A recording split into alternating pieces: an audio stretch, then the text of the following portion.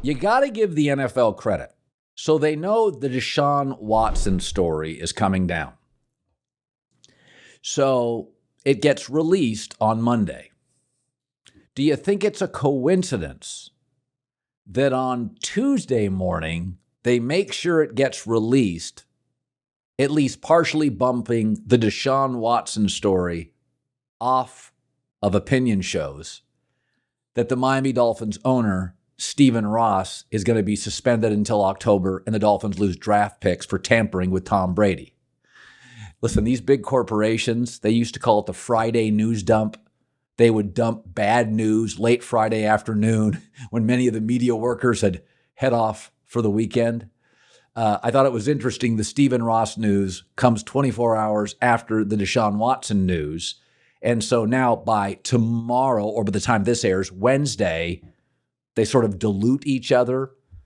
And remember, once the games start Thursday, Raiders, Jags, we start moving into regular games. The narrative changes. We don't talk to Deshaun Watson. I don't know what happens with Deshaun, but Albert Breer came on my show and I thought brought up a really good point, is that if Roger Goodell adds to the suspension, significantly adds, the NFLPA could appeal it, and therefore Deshaun Watson could be playing in week 1. That is not what you want. So even though I think it's viewed as a light sentence, as Breer pointed out, Roger Goodell could say, listen, we agreed with the NFLPA 2 years ago to create this process. You bring in an independent voice, no jury, an arbiter, a judge, to make a decision. We'll live with the results, even if we strongly disagree. My perception was Goodell's going to add 3 games minimum, but he doesn't want this puppy hogging up the news cycle for the next 6 months in a great football season with some incredible stories. Young quarterbacks flourishing, Russell Wilson to Denver, Justin Fields, Trey Lance in Chicago, San Francisco. Miami's got a real appeal now. Jacksonville, Trevor Lawrence, all these young star quarterbacks. Or do you want the news cycle to be dominated by the ugly Deshaun Watson story? Everybody tries to simplify it on social media. It's always more complicated than Twitter makes it. Trade deadline in baseball was nuts. And I said on the air on Premier and Fox Sports, I didn't understand the Padres acting like the Dodgers or the Yankees, a big market team, going after Juan Soto, who is a remarkable talent. And so I called Scott Boras, the super agent, who's been doing this for 30 years. And on a day like today, I rolled the dice. I thought very little chance he would call back. 90 seconds later, he called back. We talked 10 minutes on the deal. The guy's an absolute machine. He's a legend. And so I asked him the question. I said, listen, I get the Dodgers making this move, Astros, Braves.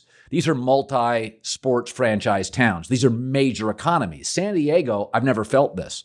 How are they affording it? They don't have one of the richest owners. And he explained it to me. He said, first of all, he called Juan Soto a centurion, one of the 100 best baseball talents of all time. And he said, even when A-Rod initially moved, he was closer to 24 or 25. This kid's like 21 years old. So you have such a runway on him. If the deal didn't make sense because of his WAR, wins above replacement, 5 years in, you could move him and always get something back in return. But he said the San Diego market is bigger than you think. He said because of their proximity to Tijuana, they have a Spanish-speaking broadcast. It is highly lucrative for the team and the broadcasters. It makes it a much larger market than you think. He said also, Chargers out of town, it's a one-horse town now. All the attention and money goes to the Padres. If you go to the American census, San Diego is the 8th largest city in the United States, and they're averaging the 5th most fans per game. Well, you add Soto, now what can you charge for tickets? He said also, Chargers out of town, it's a one-horse town now.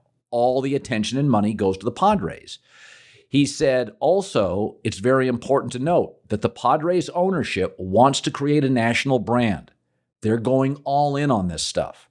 In a sport of have and have-nots, they want to be one of the 5 or 6 or 7 haves. They also own some of the California real estate around the stadium. They own parts of the stadium. And he also said, if you look at the lineup they have when Tatis gets back, he said, you're looking at potentially sellouts over 40,000 a night for the next 7 to 8 years. California economy, those prices are top of the market. He said, don't view them as your typical, one-horse town. It's a much larger market than you think. Soto is a centurion player, a once, maybe in a decade, all-time talent. And he said, also, which guarantees Soto's productivity, they're surrounding him with players, right? They're going to have Tatis back and Machado, multiple players in this lineup surrounding him. So it's not like years ago, remember when the Reds had just Ken Griffey Jr. or the Twins have just Joe Mauer. And that feels like it's all they can afford. I mean, just to show you the talent that the Dodgers and the Padres have, it feels very reminiscent a decade ago when the Yankees would face the Red Sox. Every offseason was an arms race between Boston and New York. When those teams would play 10, 15 years ago, it was an all-star game. You could have taken the best players on those teams against the rest of baseball, and it would have been competitive. When the Dodgers and Padres play this weekend, turn on one of those games. Now remember, Tatis is hurt. Turn on those games. Look at the lineups. You could have an all-star team with those two teams. Now Josh Hader's a closer from the Brewers to San Diego. Those two teams could create an all-star team that could play against the rest of the best players in the league and be competitive. So it's the California economy, a highly aggressive ownership group, and right now baseball, it's in an interesting spot. We know football rules the world, and NBA gets attention because of its stars, hype, and glamour. But if you look at baseball, how many teams, and the answer is many, are averaging well over 30,000 people a night? There's an old saying with baseball. The NBA thinks of it first, the NFL gets it right, and baseball makes the most money on it. The volume of baseball games, if you're putting 40 to 42,000 a night with those California ticket prices in that stadium, it makes a lot of sense. So an ownership group committed to being a top 5 to 6 have the real estate, the equity inside the stadium, Padres going all in.